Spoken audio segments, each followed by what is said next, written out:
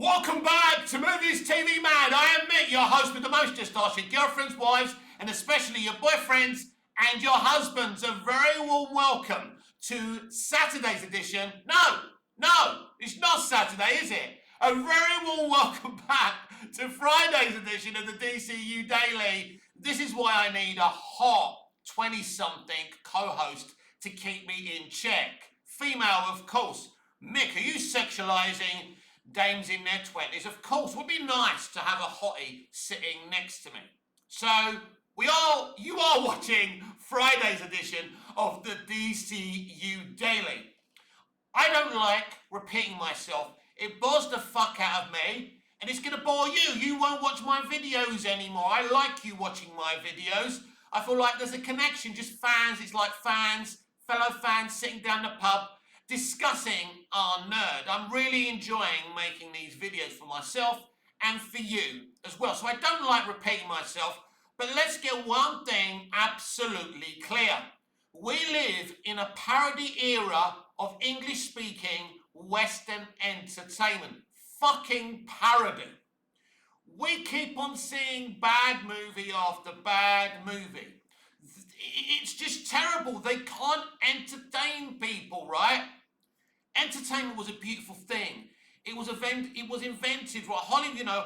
Hollywood land really launched around the 1920s, well over 100 years now. And the idea was, and it was, Hollywood has always been a factory. So the idea was, if we entertain people, we will make a fucking load of money. So they had been entertaining people near on over 100 years by entertaining people, making people laugh, cry, etc., etc., as we keep on discussing on this very, very channel. For some reason, they decided not to do this. They can't do it. They won't do it. I don't have a fucking clue. You know what New Hollywood actually reminds me of? Do you remember Terminator 1? When Michael Bain and Linda Hamilton are running away from the Terminator, and basically Arnie isn't there anymore. It's just this silver shell. And piece by piece, he's falling to pieces, right? As he's trying to kill Sarah Connor and Reese, right? This is what New Hollywood is now. It's a franchise.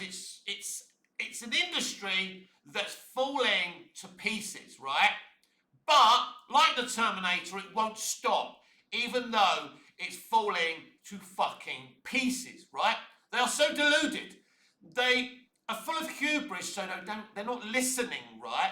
I had another actor in fucking denial, right, the other day on Variety. It's an echo chamber. They're dead. It's over. Someone should take a bulldozer and demolish every studio fucking building in Hollywood. Because entertainment is leaving America. But again, let's be clear. Yes, Hollywood was always a factory. It knew how to entertain people. But it was never a place for artistic integrity. It was about making money. It's always been a fucking factory. But back in the day, it worked. It did its job. The agreement between the consumer and Hollywood was, we'll entertain you, you give us money for entertaining you. It was simple. But woke culture and Gen Z destroyed that era of entertainment. So basically, English-speaking Western entertainment is a fucking parody, and there's no bigger parody than Mr. James Gunn. The man can't shut the fuck up. I don't know why he doesn't get a drill and just dig himself a hole, right, and be done with it. So during the promotion of Peacemaker 2, they asked him, why is Superman going on digital home release so quickly?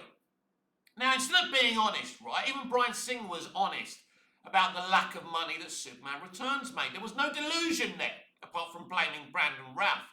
You cast him, mate. Brandon Routh was a great Superman, by the way, and a great Clark Kent. It wasn't his fault. You got the movie wrong, mate. You fucked up the pacing, right? You didn't even create the Donnerverse world properly. It was your damn fault. And there's a lot I love about Superman Returns, by the way.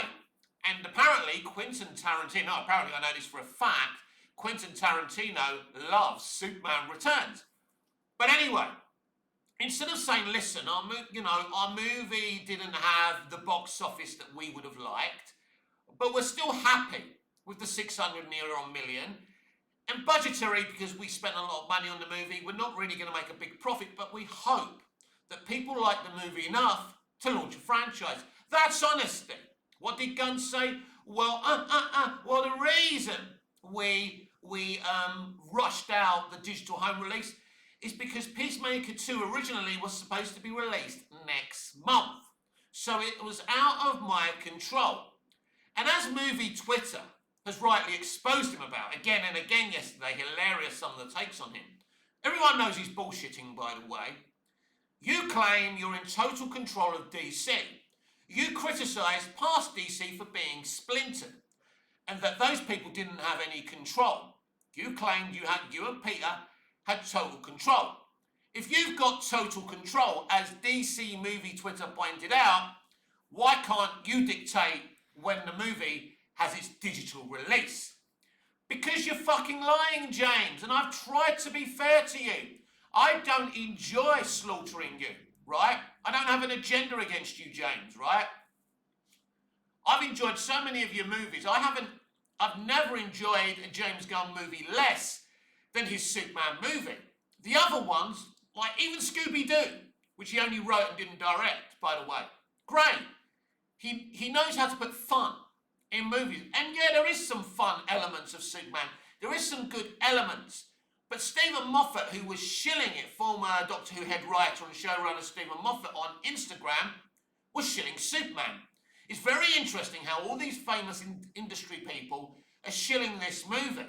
They've obviously been paid. I'm sorry to say this, but I can't prove this, but I think all these people have been fucking paid.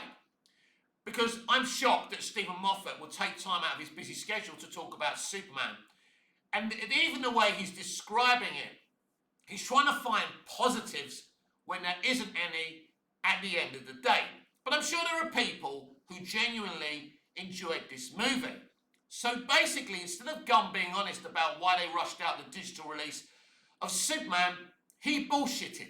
What's even worse, he's a bit like a married man cheating on his wife who can't even hide it properly, who can't even lie properly, who tells his side dame, his side chick, where he fucking lives, and basically the side chick knocks on the door and tells his missus everything.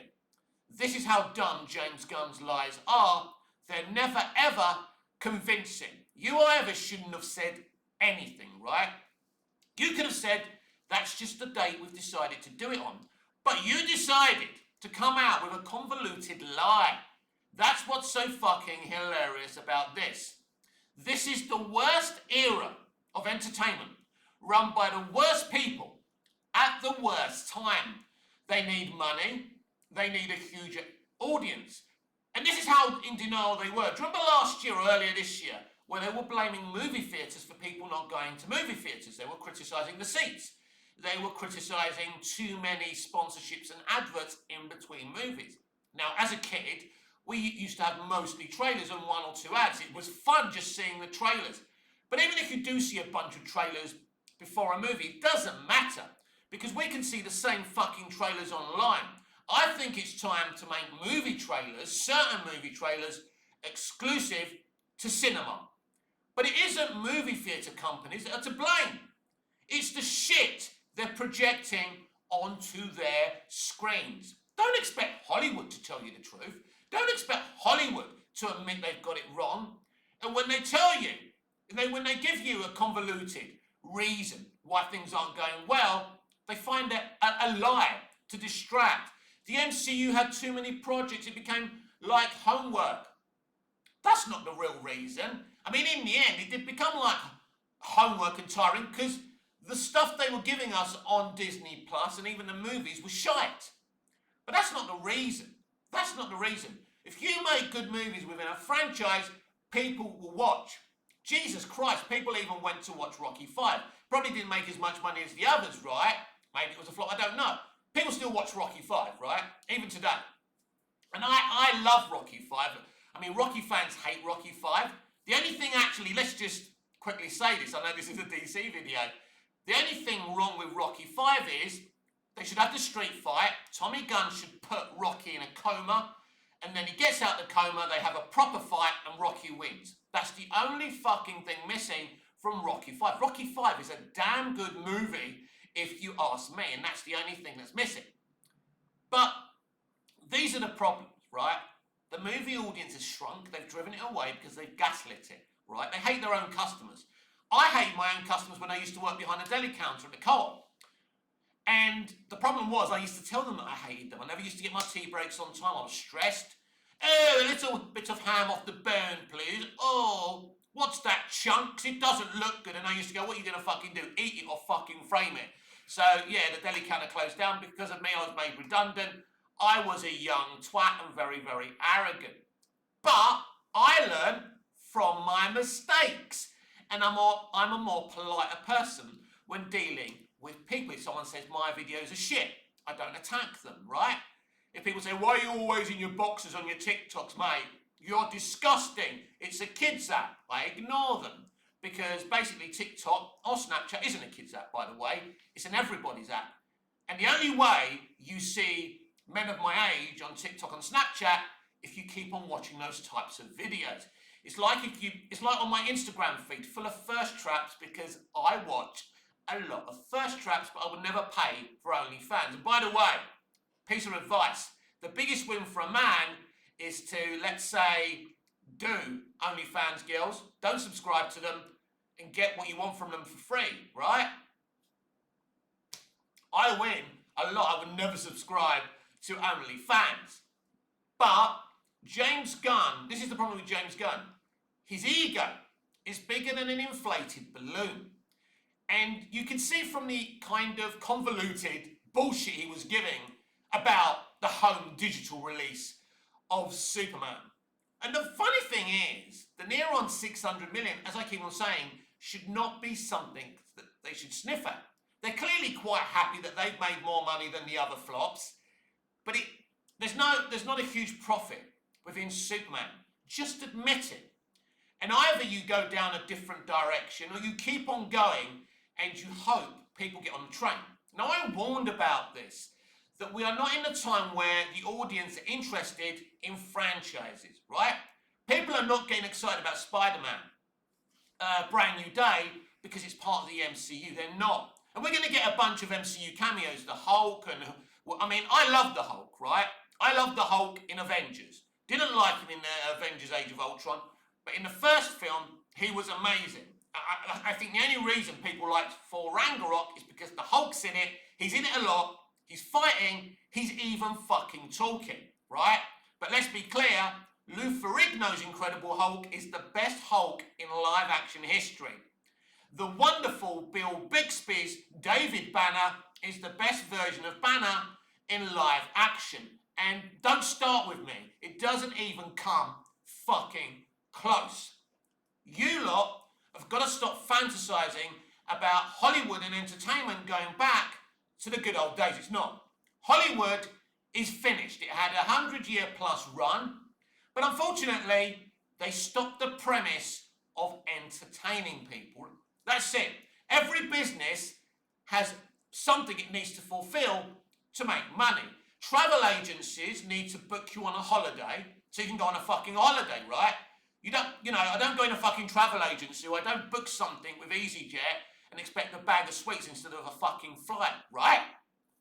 When I go in a fish and chips shop, I want fucking fish and chips, right? I don't go, it's not the Citizens Advice Bureau, is it? If I go into a laundrette, I want to wash my fucking clothes, not see people do the fucking can-can. New Hollywood doesn't do the job, doesn't provide the service it's supposed to do. It's become this fringe at, political movement. And all this representation of the trans community, the gay community, let's be clear, a predominant majority of the entertainment industry has always been trans and gay. So basically, they're representing themselves. There is no true, genuine inclusion and representation in entertainment. They entertain, basically they employ their godsons, their goddaughters, their sons, their daughters, their in-laws, right? Like in the UK, there's a so-called Coronation Street. the producer of Emmerdale's, Mrs., is running Coronation Street into the fucking ground. She's only got the job because she's his fucking missus. This is the entertainment industry, everyone. And I just today wanted to talk about James Gunn and how a clever man wouldn't have come with some kind of convoluted lie to explain the early digital release. As I keep on saying to you, it's okay to be wrong. It's okay to say that we failed to make a profit.